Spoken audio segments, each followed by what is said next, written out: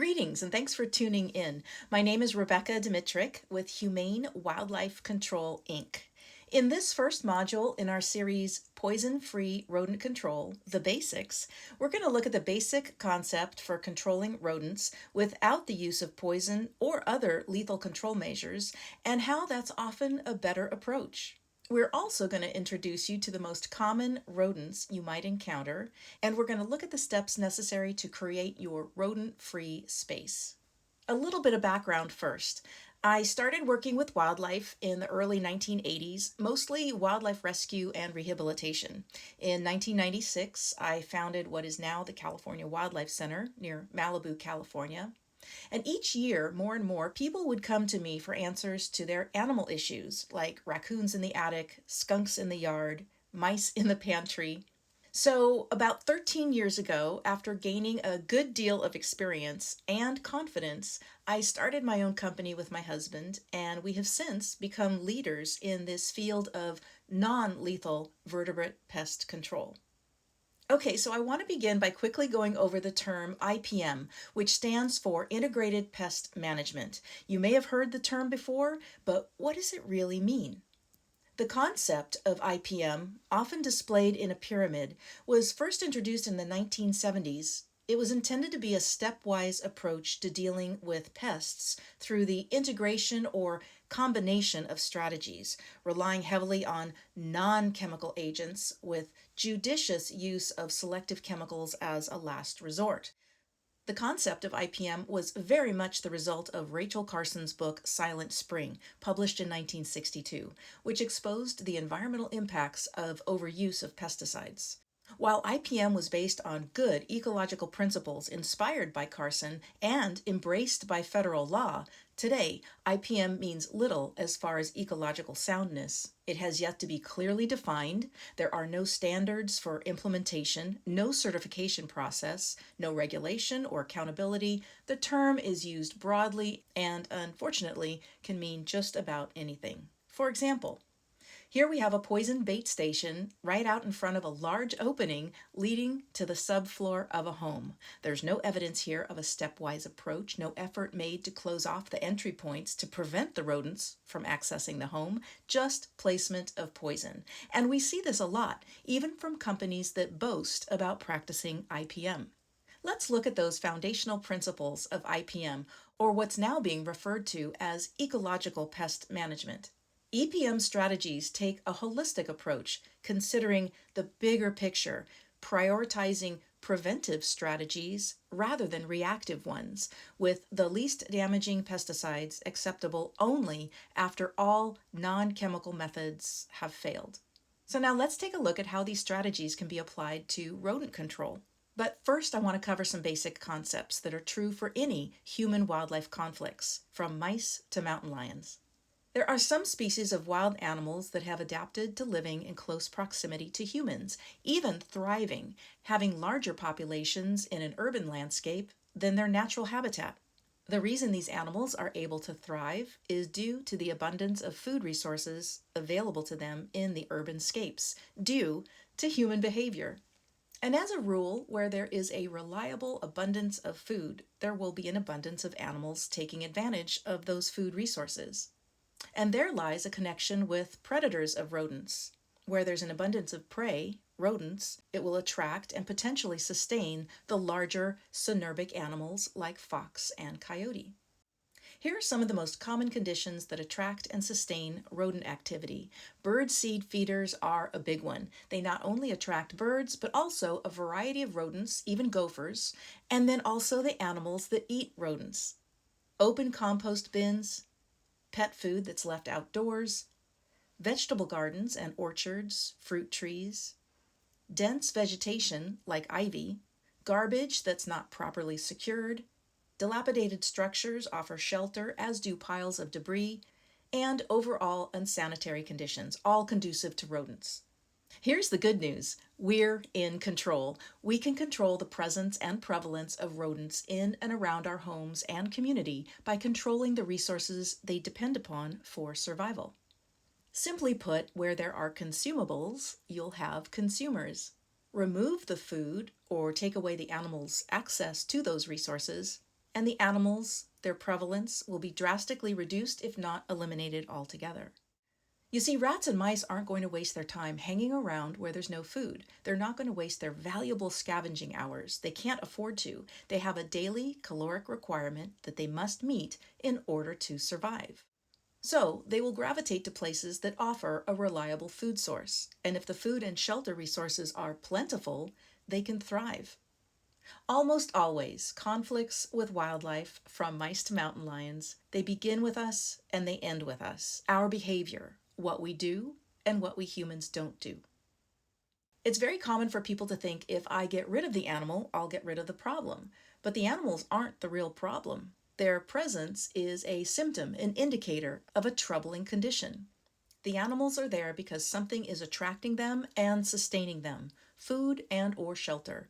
Attempts to focus attention on the rodents, to reduce or eliminate the rodents, without addressing the core issues, food and shelter, will prove unsuccessful and can even be counterproductive. For example, any lethal outdoor control measures, such as traps or poisons, are really senseless.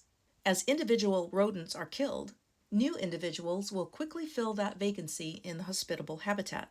Remove one, another one takes its place. 1 minus 1 equals 1. The same thing is true for using lethal control measures indoors when you haven't addressed the access points, how the rodents are getting in. Additionally, use of poison can be counterproductive. This bait is simply poisoned food, and it's actually attracting rodents and other animals to the property. Here's an example, an opossum that's been attracted by the poisoned food inside this box.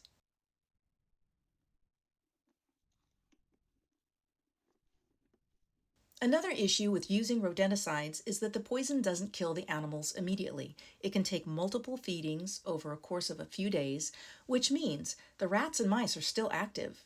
And if nothing's been done to block them from entering a structure, there's a chance they could expire inside the walls, the attic, and if that happens, any ectoparasites they're carrying, like mites, lice, or fleas, could abandon the carcass in search of the next warm-blooded host, a dog, a cat, a person.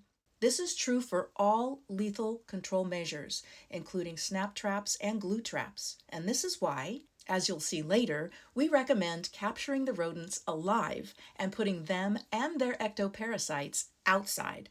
Another problem is the tendency for rodents to cache or store food. In this video, you'll see a rat grab a chunk of poison and carry it off into the night, endangering other wildlife, pets, and children. And then there's the issue of other animals consuming poisoned rodents, dead or alive. After ingesting poison, rodents become weak and easy prey for predators.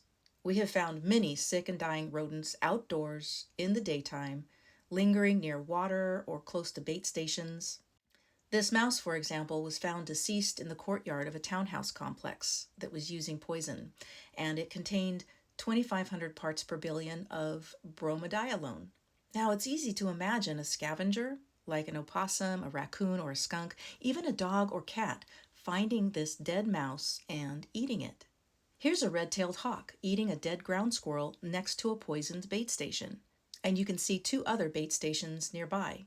When an animal consumes a poisoned rodent, they receive a dose of that poison, and these chemicals are persistent with half-lives up to 350 days, which means a non-target secondary consumer can carry these chemicals in its system for years.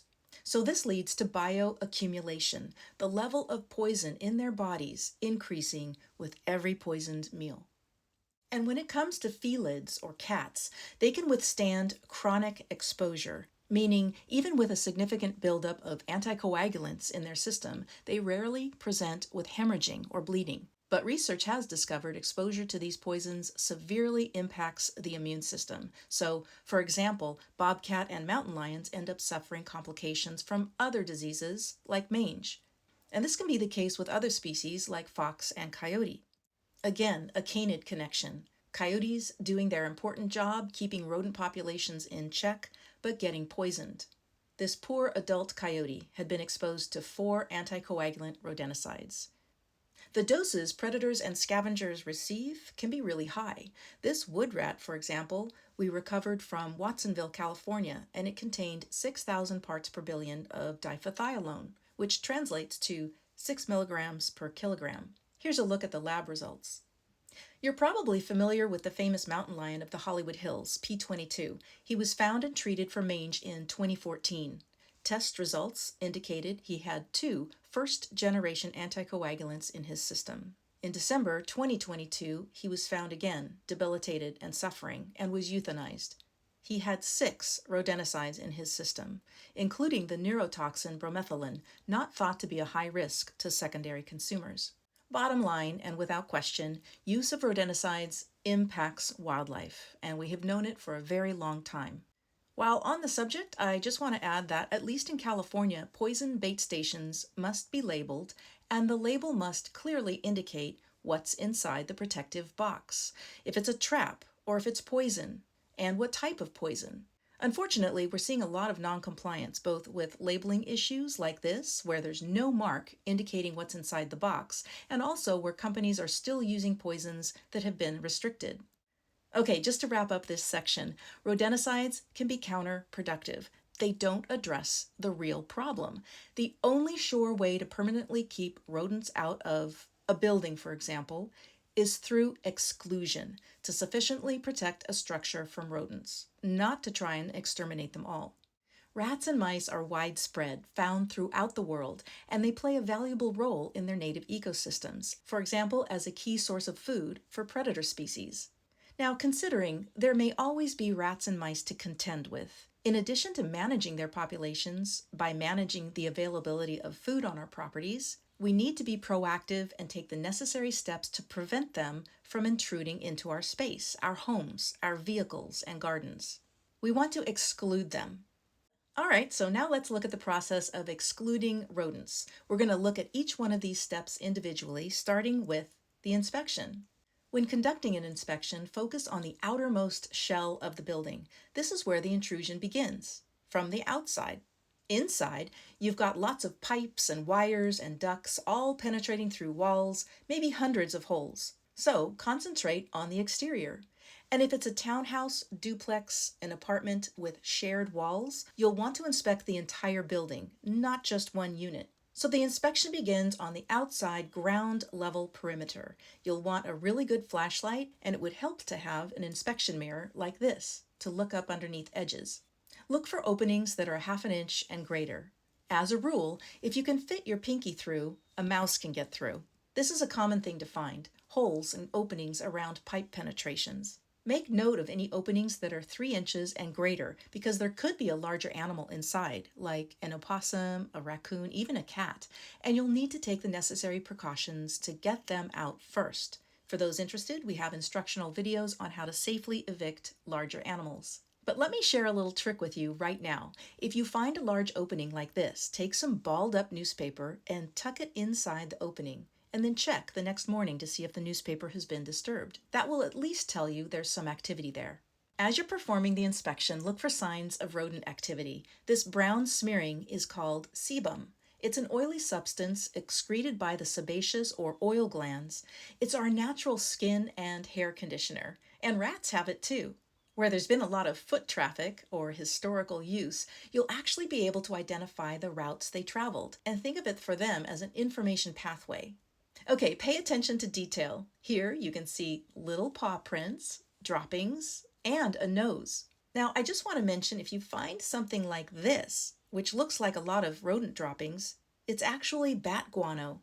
Bat guano looks a lot like rodent feces, but under the slightest pressure, it breaks down into a powder. That's the easiest way to tell. Be sure to check closely around doorways, especially at the base, at the threshold. If your pinky can fit underneath, so can a mouse. Another way to check for gaps around doors is to go inside and see if there's any light penetrating through. Sometimes these places are hard to see, and you may need to use your flashlight on the exterior, like in this case. It's easy to see here how a hole could be missed. Here's a look from the inside with the flashlight shining through. When inspecting a garage door, take time to inspect the sides and the base. It's common to find weather stripping damaged at the corners, like this. Okay, once you've performed the ground level perimeter inspection, turn around and go the opposite direction, and this time look upwards at the edges of the roof, under the eaves. Shine your flashlight into any vents to see if the screen is in good shape. And make note of any pockets where two roofs come together. These tend to be vulnerable spots. And then take a step back and consider how animals might be accessing the roof, if at all. Are there tree branches overhanging or touching the roof? Is there vegetation or vines? And unless you're sure rodents are accessing the building from the roof, we recommend focusing first on the ground level repairs. Okay, so you've completed your inspection, making note of areas that need attention. Now we recommend taking a moment to do a little more investigating. It's really helpful to know the species you're dealing with. Let me introduce you to the most common ones. This is a roof rat, also called a black rat. Big ears and a tail that's longer than its body. Extremely intelligent and wary of new things, neophobic. You will need extra patience when dealing with these guys because they tend to be shy of the traps. Roof rats come in a variety of colors from gray to brown to black. The Norway rat has smaller ears and its hairless tail is shorter than its body. Very smart animal, and they're good swimmers. And this is a picture of the common house mouse, very small as you can see. Here's another picture. Now, all three of these rodents, the roof rat, Norway rat, and house mouse, are introduced species in the United States. They're believed to have originated in Asia and are now found throughout the world. These three species are commonly referred to as commensal rodents. Commensal meaning sharing the table, eating from the same table, because they tend to be dependent on humans for survival. Now on to the native species. This cute guy is a member of the genus Peromyscus, or deer mouse. There are dozens of species in this genus, and they can be identified by their big ears, bulbous eyes, and bicolored fur. Pretty cute. This is a wood rat, also called a pack rat, native to the Americas. They have big ears like the roof rat, but more of a convex profile, and furred rather than hairless tails. Wonderful rats, pretty mellow, not scared of new things like their distant cousins. In fact, they like to collect novel objects, hence their nickname, pack rat. These may look like piles of sticks, but they're actually carefully constructed stick houses built by a wood rat. These fortresses can be found on the ground, in rock crevices, caves, in trees, and sometimes in undesirable places. But this one looks like a lot of fun, I gotta say. And this wood rat nest was found inside a barbecue. The female, or dam, raised her little pup here, and we were able to capture about 30 days on video. Interestingly, wood rat pups latch on for nursing and sometimes get taken on an adventure with mom. Pretty sweet. Okay, so it's helpful to know the species you're dealing with, and here's one way of accomplishing two things at once: to identify the species and maybe even get a feel for how many there are, and also to condition the rodents to the traps by setting the traps in a locked position so you're not actually capturing them, but just getting them to go in and out comfortably. These are the surveillance cameras we recommend. We've had really good success with this brand, Reolink, and these are the two models we like. You'll want to perform the surveillance in the areas you're seeing or hearing rodent activity, like in the attic or under the house. But you don't have to step into these locations, just set the camera right inside, within arm's reach. The idea is to draw the rats and mice to the camera and trap with food. Okay, so you've done your inspection and maybe you've set up some surveillance cameras. Now take a moment to consider, how are these animals going to respond when you take away their access to the outdoors? Remember, there are probably rodents asleep inside the building when you close up the exterior. Now, as you ponder the rodent exclusion and eviction process, consider the time of year. For most of these rodents, baby season will be during the warm spring and summer months, even into autumn, with reproduction less likely in cold winter months, but no guarantee. Again, surveillance cameras might provide some clues as to the age of the animals and, again, how many to expect. Also consider the weather, any temperature extremes these animals might be exposed to while in the trap, even for a couple of hours, and prepare for their welfare. If you didn't use traps during surveillance, this would be the time to consider pre-baiting and conditioning the rodents to the traps, especially if you're dealing with roof rats. Set traps in a locked position so they won't close, and put some food inside and a little piece outside, about a foot away. All right, so let's talk about what foods to offer. Start off by trying something they're familiar with. If you know they're getting into something in particular, start with that. Otherwise, try something high protein like dog kibble, bacon, cheese. You can try using fruits, nuts, and if you're dealing with a wood rat, you could try a sprig of a native shrub. But look, this is really important. You have to make sure the rats and mice cannot access food from anywhere else except the traps. Okay, I know you're curious. Why no peanut butter? Peanut butter is super oily, and what happens is they'll eat it and then start to groom themselves, and as they groom, they get themselves all oily. And just like a bird in an oil spill, their fur will start to clump together, and they'll lose their weatherproofing and be susceptible to hypothermia. Okay, moving on to the exclusion process. Most repairs are going to be pretty simple. Patch the holes, replace the broken vents. We really like this brand of subfloor vent. It's called EZR, like the letters in the alphabet. You can purchase them online and in bulk from the manufacturer. The outside frame is vinyl, and the interior can be either copper, galvanized steel, or stainless steel. They're a bit pricey, but they're built to last. You'll also want to patch or replace any attic, soffit, or freeze block vents, and these also come in different materials. Most of the closing off of gaps is done using 1/4-inch hardware cloth or wire mesh. You can get it in either galvanized steel or marine grade stainless steel. Close off any gaps that are 1/2 inch and greater. When repairing attic vents like this, consider attaching the screen on the exterior rather than from inside the attic. It'll make the job a lot easier. Do not use expanding foam. It's messy, it's ugly, and rodents chew right through it. Instead, we recommend construction sealant or other really strong caulking.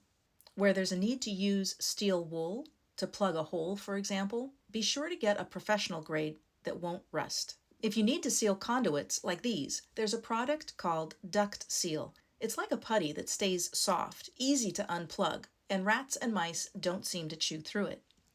Garage doors can be really challenging. You can try wrapping or otherwise hardening these spots with wire mesh, or consider weather stripping that already has metal inside, available online from Rodent Excluder. All right, decks can be really challenging. They often obscure the exterior of the house, preventing a thorough inspection, and removing deck boards can be really labor intensive. So, you might consider rodent proofing the deck, including the deck in the outermost envelope or shell of the house. For example, this is a wire apron. It's hardware cloth attached to the outermost deck board, and then it goes down and angles outward in the shape of an L. Wire aprons can also be used to protect houses on raised foundations and mobile homes. Done correctly, it can keep out mice, rats, and larger animals like raccoons, skunks, opossums. The most important thing is making sure that you have angled it outward at least 12 inches. Ideally, it should be buried about 3 inches and then tacked down with a garden staple or pin, and then covered back up. For those interested, we offer detailed instruction and guidance on how to install a wire apron. Now remember, when closing up the exterior of a building or closing off a deck, you've got to assume there are animals underneath at the time of the repairs and make the means to get them out safely through either a strategically placed one-way device or a live catch trap. So let's talk about that eviction process. To remove mice and rats, we recommend using these live catch traps, and you're going to want to let them go right outside on the property next to the building for good reason. Now, this may sound counterproductive, but it is the only way to know for sure that the repairs that were made are sufficient and keeping the animals out. Let's look at that process. The rodents will remember how to get back into the house, and once you release them, they're going to go back to those spots and try and get in. And this is what you want to see. Mice, and especially rats, are extremely smart. Let's use their instincts to return home to test the repairs. Let them try and get in, so we know for sure the building is sufficiently rodent-proofed. If so, you'll quickly stop capturing rodents on the inside, and you'll see this on the outside. So these are the traps we recommend. They're good for both mice and rats. Be sure to get the longest size, at least 12 inches. They're available online on Amazon for about $19. Just make sure they look exactly like this. If it's really cold and the animals are going to be exposed to cold temperatures for a number of hours through the night, provide them with bedding material like shredded newspaper so they can keep warm, and possibly a small shallow container of water in addition to the food. These little guys don't last long in the traps without food and water, and especially under the stress of being captured.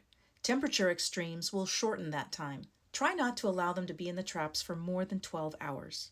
Get them out as soon as you can. You can use surveillance cameras to alert you when an animal has been trapped, so you can release it right away. Set it free and reset the trap.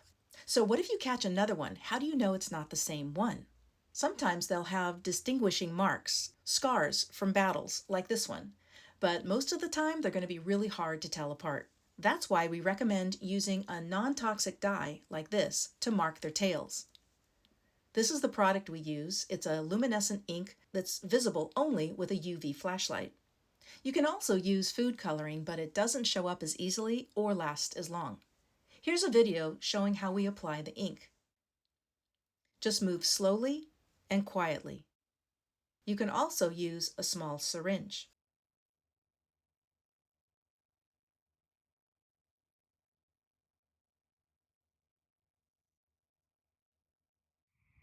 And here's the mouse getting released.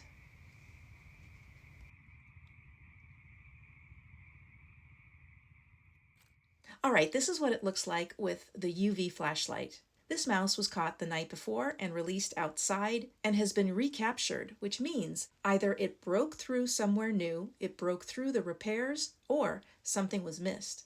Now, what if the rodents are getting into a wall or ceiling space where there's no room to fit a trap? This is where we would use something called a one-way device. It's like a miniature doggy door that lets them out, but they can't get back in. We also use one-way devices when we feel it will expedite the eviction process and be easier on both the rodents and our clients. This is looking from inside, underneath the house, as the wood rat exits.